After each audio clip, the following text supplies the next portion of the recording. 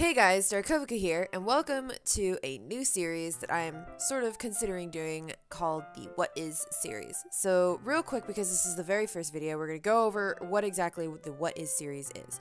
So in this series, I'm going to take a video game and I'm going to play about 45 minutes to an hour of it. So it's the very first hour, and then I'm going to sit down and try to explain what kind of a game it is based off of that hour-long experience.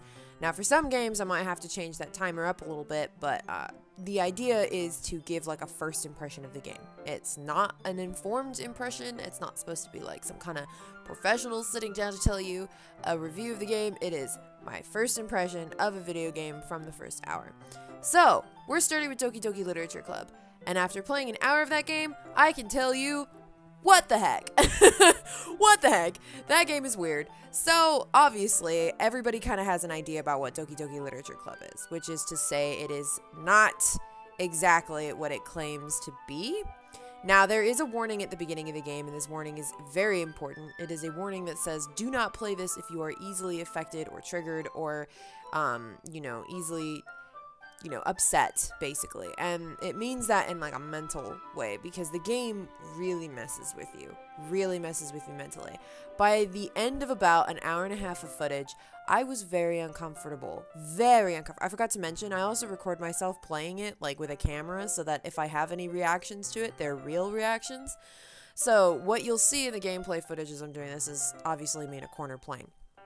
But yeah, in this game, while I was playing it, I got very uncomfortable towards the end of that hour and a half. And the mechanics in the game are interesting. They fall under your typical visual novel dating sim games, where you have a lot of text and not a whole lot in terms of other gameplay. So you're basically just reading a lot. But there is one other mechanic, and that takes place in the form of poetry writing, where you have to pick specific words that your character uses in a poem in order to impress one or all of the other girls. So some of the girls respond very well to certain types of words, and it's interesting because it's not as easy as you would think it is, because all of the characters have very obvious personalities. One of the characters likes really cute things. One of the characters is very literature intent, like she's real big on books, real big on literature, real big on horror, and the other girl is very optimistic. However, as you get to know their personalities, you realize it's not that easy to figure out what words work the best with them. For example, I picked a word at one point that I thought would apply to Yuri, who I decided to focus on, and instead it applied to Sayuri, which was very interesting. I think it was like, it wasn't massacre, it was I probably have footage somewhere of it, but it was a specific word that was not happy, and it applied to Sayuri, and I was like, oh, that's weird, and it made me feel a little awkward because like she's supposed to be the happy-go-lucky character.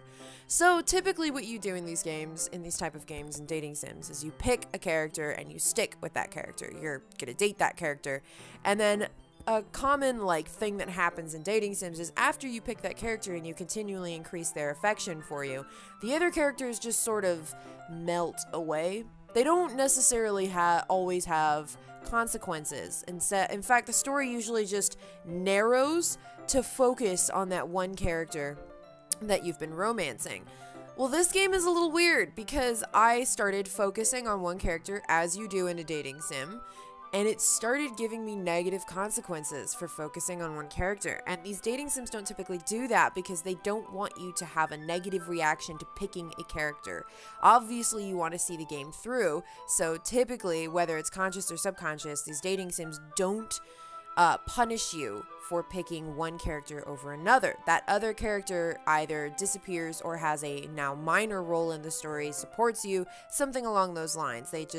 They're gone, pretty much. There's no consequences. Doki Doki Literature Club, now I didn't really get into this, so, and obviously there are spoilers in this kind of what is thing, but towards the end of that hour and a half, I was feeling very uncomfortable for having chosen Yuri. And there were some really funny moments, but also some really weird moments where it breaks the fourth wall a little bit. Monica creeps me out. Alright, and I know that's funny because my name is Monica. Monica creeps me out. She keeps breaking the damn fourth wall, talking about make sure you save often. Like, what the heck, Monica? Stop that. And, like, then every now and then you can hear the thoughts of the other girls, but your character doesn't say anything about it, but it's clearly thoughts, like they're denoted by parentheses.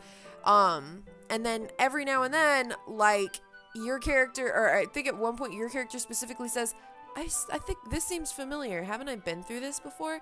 Which is an interesting comment, because it's like, if you're playing a dating sim, you typically replay the dating sim to try the other character lines in order to get more of the story. So hearing him or reading him say that was kind of creepy. Also, I did notice because I have played this before, when I hit new game, I don't think it asked me for a name. It kept the name that I had from the first time that I played this, but I didn't get very far in the first time, so I don't actually know anything about this game. So anyways, long story short, Doki Doki Literature Club is weird. It is not a happy game. It is not. It's full of very cute girls who I think become very self-aware, and you get a lot of... honest to God, I feel like someone's gonna die. And I know a lot of people are gonna be watching this like, what? Oh my God, you haven't beat it? I'm slow on trends. I don't know. But yeah, I feel like someone's gonna die if I keep playing.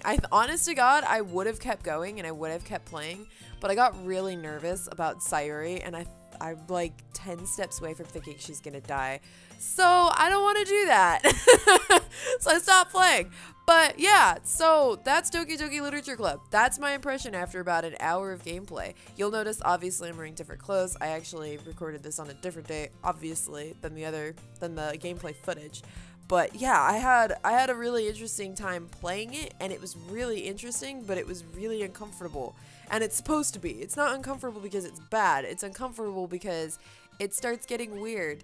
Like, really weird. So, yeah. It's basically a horror game. Alright, thank you so much for watching, guys. Let me know what you think of Doki Doki Literature Club in the comments below, and if you play it. And, yeah. See you guys next time. Bye.